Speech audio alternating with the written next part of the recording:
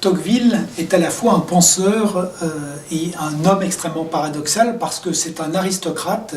qui a été le grand penseur de la démocratie. Ce qui explique qu'il désarçonne à la fois la droite et la gauche et qu'il ait fallu longtemps pour redécouvrir son œuvre. Ça a été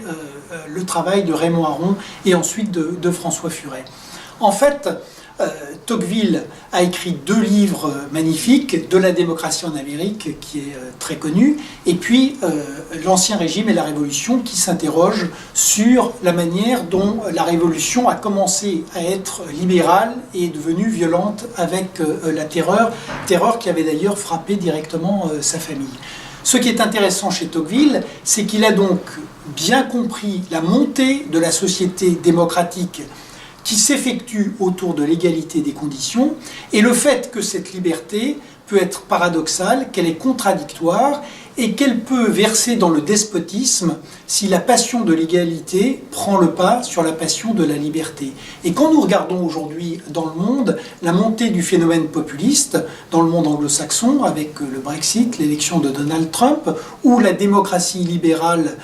dans l'Europe centrale et orientale, ou un certain nombre de partis extrémistes dans les démocraties, eh bien nous voyons que ce péril pour la démocratie, de voir la passion pour l'égalité prendre le pas sur la passion pour la liberté, et bien que ce péril est bien présent et que c'est celui-là qu'il faut essayer aujourd'hui de désarmer pour préserver la liberté.